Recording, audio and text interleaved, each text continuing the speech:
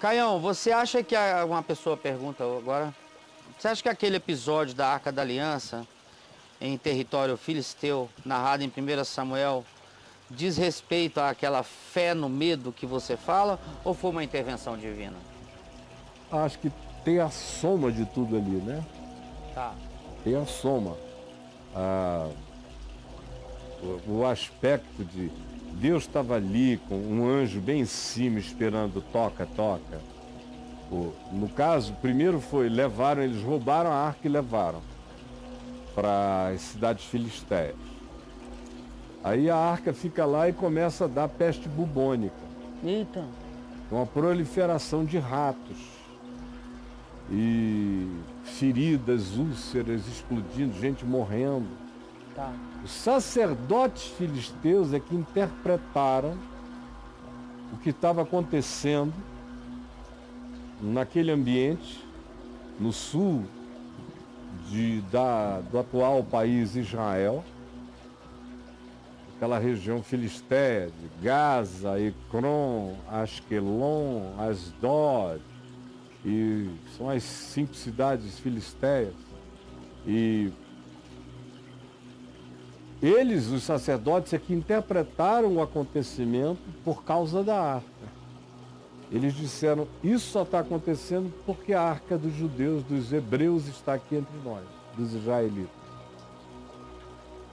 E aí sugeriram que para parar aquilo, eles deveriam fazer simulacros das úlceras e dos ratos que estavam atacando.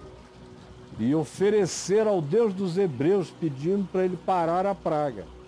E devolver a arca. Porque a arca, na mão deles, produziria aquilo ali. Então, com toda a sinceridade do meu coração, Deus é Deus. Isso pode acontecer porque Deus fez acontecer. Mas a mente humana também é a mente humana. Isso pode acontecer por causa da culpa. Também uma culpa coletiva. Porque aquela arca era famosa. Aquela arca, cara, atravessou o deserto inteiro. 40 anos. Ela marchava na frente do povo de Israel, derrotando os inimigos no deserto. Atravessou o Jordão. Quando a arca passou, o Rio Jordão parou. Eita, rapaz. Hoje se sabe que uma barragem lá em cima, no norte de Israel, caiu naquela mesma hora e parou o fluxo da água. Mas foi milagrosa a coincidência. Na hora que estava... Na hora que bota o pé, cai o negócio lá e para e o rio seca. É uma coincidência extraordinária, divina. Como o vento soprar, como diz o Êxodo, violentamente, justamente na hora em que o povo de Israel iria atravessar o mar de junco, porque não tinha outra alternativa, se não atravessasse, eles iriam ser mortos pelos egípcios. Não importa se foi o vento que afastou a água no mar de junco, mas a coincidência fenomenológica é que é divina. De novo. De novo. Como de novo outras vezes. Jericó caiu. Por quê? Por um fenômeno físico. Pedra sobre pedra, e se você conhece as ruínas daquela Jericó, os pedaços de ruínas daquela Jericó dos dias de Josué, você vê que era uma ruína, estava longe de ser uma muralha com toda a estrutura mais bem feita de outras estruturas. Então, 7 dias rodando, bum, bum, bum, bum, soldados pisando o chão, bum, bum, cadentemente, com trombetas tocando e gente gritando, trombetas tocando e gente gritando, e no último dia fazem isso 7 vezes, tocam as trombetas e gritam e o muro cai. Você consegue operar isso em laboratórios de física. Você faz isso acontecer pelo fenômeno físico. Agora, quem ia na frente? A arca. Então ela foi ficando a arca estava na cena, imantada com um poder extraordinário. Aí derrotam outras cidades, vão derrotando. Toda vez que eles obedeciam e botavam a arca na frente, eles iam com uma gana poderosa e iam vencendo tudo, todas as coisas. O cara chega a dizer, Sol, detente em Gibeon, Josué. E tu, lua, no vale de Aijalon. E o sol se deteve e a lua parou. Ixi. Como nunca antes, ouvindo Deus a voz de um homem. É o que diz lá no início do livro de Josué, né? Então, imagina só o poder psicocoletivo da imagem da figura dessa arca.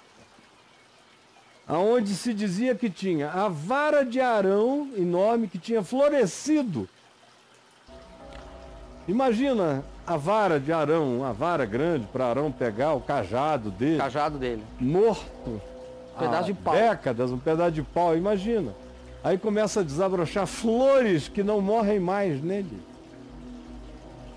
Vindicando ao sacerdócio de Arão legitimidade diante de Deus.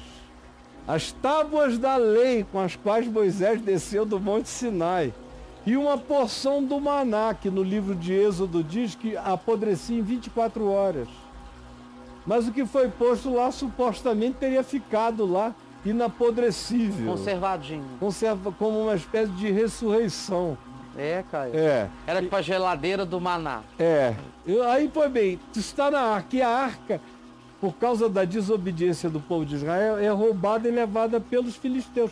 Mas é um trunfo amaldiçoado, que eles carregam como uma vitória desgraçada. Era símbolo maior do povo de Israel, por isso eles levam. Mas ao mesmo tempo, o inconsciente de todo aquele povo olha para aquilo dizendo, Cara, isso baixa a imunidade física, o medo, o pavor, o pânico, tudo isso. Aí graça a algo que estava pronto para explodir. E a interpretação lógica foi por causa da arca. Vamos devolver esse negócio. Tá dando pau aqui. Quando eles devolveram, depois de um tempo, a imunidade subiu, o negócio passou. E Israel tinha temor da arca, mas tinha grande amor. Mas o temor é o que faz aquele usar. Você conhece essa história? Não. Quando a arca é levada, depois eles vão removê-la para o tabernáculo, nos dias já de Davi, com grande alegria. Conta aí para nós. Eles puseram a arca num carro de bois para ser puxada, porque ela não podia ser tocada. Ela não, carregada com varas por sacerdotes. Ah, tá. Ela pegada no ombro. No andor. Sacerdotes. Agora, ninguém podia tocar nela. Ah, tá. Aí eles a puseram numa carroça de bois para levá-la. Tá. Só que no meio do caminho, a carroça deu uma virada num buraco Deu e uma tombadinha. a arca começou a escorregar. Aí esse cara usar, numa angústia enorme de não deixar a arca cair, tocou nela. Quando ele tocou, ele morreu, fulminado. Que é isso? Você veja o poder extraordinário de uma psicossomatização, do que a mente produz, do que o medo produz. Porque, sinceramente, eu não creio que foi Deus que feriu o cara porque ele pegou naquela arca. Você não vai por aí? Não vou, não consigo ir. É um fenômeno extraordinário, mas tem a ver com que a culpa, o medo, o pânico e o terror do luminoso, o terror do misterioso pode produzir num ser humano. E você veja, depois essa arca foi roubada, foi apanhada para lá e para cá, e nunca aconteceu nada com quem pegou, ela chegou a desaparecer, graças a Deus. Você já pensou se essa arca existisse até hoje? A idolatria desse bagulho, desse negócio, gerar. O que ela ia gerar? Vixe, não tinha Deus, nem Jesus, nem palavra para competir com uma arca dessa. Seria o maior bezerro de ouro de idolatria humana. Graças a Deus, naquele período ali do exílio em Babilônia, antes, durante, depois, no processo, ela foi roubada quando o templo foi destruído e levada. Aí tem teorias, que não vem um caso aqui contar as teorias. Tem teorias? Muitas. E uma delas é que ela foi levada para a Etiópia por Menaleque, filho de Salomão, aquela história toda. E por isso é que lá na Etiópia você não tem nem sinagoga e nem templos cristãos que não tenham um simulacro da Arca da Aliança. Olha isso. Isso já há 2.500 anos. Sempre tem um... Isso, as sinagogas. E depois de Jesus, as igrejas que foram começadas lá, e a tradição diz que foi por aquele tesoureiro da Etiópia, de Candace, rainha dos etíopes, narrado em Atos 8, que se converteu e foi batizado por Filipe na estrada entre Jerusalém e Gaza, e que foi de volta para a Etiópia, e começaram as igrejas a crescerem. Todas elas, tanto quanto as sinagogas, são marcadas por uma Arca da Aliança na Etiópia. Aí tem outras teorias de outros tipos e tudo mais, que não faltam, são teorias. O fato é simples. A única outra alusão à arca depois disso, vai aparecer já Jesus mencionando o que aconteceu com Davi e a arca e os pães da proposição. Aí depois você tem no livro de Hebreus uma alusão à arca, uma alusão simbólica, arquetípica, metafórica. E lá no Apocalipse se diz que então abriram-se os céus e se viu no céu a Arca da Aliança. Numa linguagem também arquetípica, simbólica e de natureza ilustrativa. Não é para pensar que a Arca da Aliança está no céu, porque a Arca da Aliança era expressão, como diz o livro de Hebreus, do que Jesus já fez. Jesus é a presença de Deus, Jesus é a lei da vida, Jesus é o sacerdócio eterno e Jesus é a incorruptibilidade do pão da vida. Está tudo ali, em Cristo. Aquilo virou sombra, virou um arquétipo passado. Mas se aquele objeto estivesse vivo hoje, pela madrugada, cara, o Muro das Lamentações já é aquilo ali? De idolatria, de bota-papel, de não sei o quê. Vamos derrubar as mesquitas para construir um terceiro templo. Se tivesse a arca, a humanidade não seria o que a humanidade é. Teria havido todo tipo de guerra por causa dessa arca. Porque o sagrado no mundo é um dos maiores propulsores de guerra. É a economia, a necessidade econômica de aumento territorial para que se tenha mais commodities e riquezas, e o sagrado, que é o que te dá a justificativa divina para fazer o assalto. É o sagrado. Então, pelo amor de Deus, a arca. Pois bem, meu amigo, eu acho que eu já te respondi. Só mais uma, com toda vai. Sinceridade. Tem gente aí que vai ficar zangada. Eu creio na ressurreição de Jesus. Ressuscitou dos mortos. Pega aqui, vê aqui. Comeu e bebeu na presença deles. Foi assunto aos céus. Agora, a arca, para mim, era uma simbolização, uma arquetipia. Tem até um autor chamado Graham Hancock, que escreveu alguns livros sobre a arca. Tá. Que eu li há uns 30 anos atrás. Mas o Graham Hancock diz que a arca era uma máquina radioativa. Tipo você veja como a viagem 137. Ele diz que as tábuas da lei eram radioativas. E o que Moisés experimentou no alto do Monte Sinai foi uma experiência radioativa. Olha isso, cara. E provavelmente ele teve um encontro com extraterrestres que desceram e que deram aquela revelação para a humanidade se proteger da sua inteligência perversa. A consequência dessa radioatividade ficou na cara de Moisés, cujo rosto ficou brilhando. Ah, tá. E as tábuas esculpidas por esse pincel radioativo, emanavam radioatividade. Por isso elas tinham que ficar protegidas do povo, isso e aquilo. E o povo atribuía esse poder a alguma coisa milagrosa da parte de Deus. e que o próprio Moisés teria morrido das consequências da radioatividade.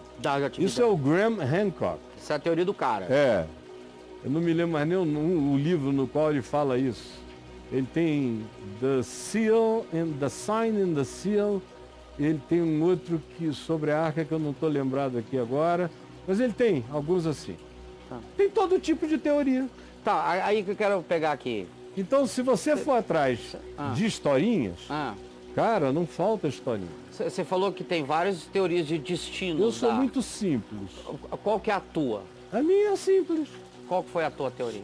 A arca, as tábuas, a vara de Arão foi objeto de um fenômeno milagroso que simboliza tremendamente a ressurreição de Jesus também, que é o morto que floresce, e a incorruptibilidade do pão da vida, que é Cristo, porque o maná se apodrecia em 24 horas e Jesus vive para sempre. E fizeram uma caixa linda, conforme Moisés creu que recebeu como orientação divina para ser o depósito daquele relicário. Desse material. Ok. Agora, eu creio que se um índio encontrasse isso em algum lugar, podia pegar, abrir, olhar, brincar, não ia sofrer nada, porque não ia projetar nada para aquilo. Tá, e era uma caixa. Era uma caixa. Se uma criança em algum lugar que não fosse filha de judeu, nem fosse treinada para ficar apavorada, abrisse aquela caixa, podia brincar lá dentro, fechar a tampa, pichar a tábua, transportar coisas, enfim. Eu creio que a maior parte dessas coisas são provocadas pela projeção do nosso olhar. Então você crê que uma pessoa que sem essa projeção pode ter encontrado essa arca em algum lugar e destruído? Como muitas, como ela pode ter sido levada para qualquer lugar, ninguém sabe que fim ela levou, ninguém sabe se ela virou uma urna na casa de um magnata uma pessoa oriental tá aí. Sim. Há 2.500 anos atrás, 2.600 anos atrás. Ninguém sabe. Então, é que, porque está escrito na Bíblia, tem que se tornar uma coisa mágica. Tá. Eu não sou assim, eu leio a Bíblia a partir de Jesus, e Jesus não magificou objeto nem coisa alguma. Nada. Então, meus olhos enxergam a vida como Jesus enxergou. Eu busco todo dia ver tudo como Jesus viu. A arca, Moisés, o maná. Jesus disse, o maná de Moisés não era nada, apodrece todo dia. Eu sou o maná da vida. Quem come da palavra, e o meu maná é a minha palavra. Quem come do meu maná, que é a minha palavra, vive eternamente. Em Jesus, o mundo fica ateizado de elementos sagrados e de relíquias divinas. Em Cristo Jesus, tudo é santo e nada é sagrado.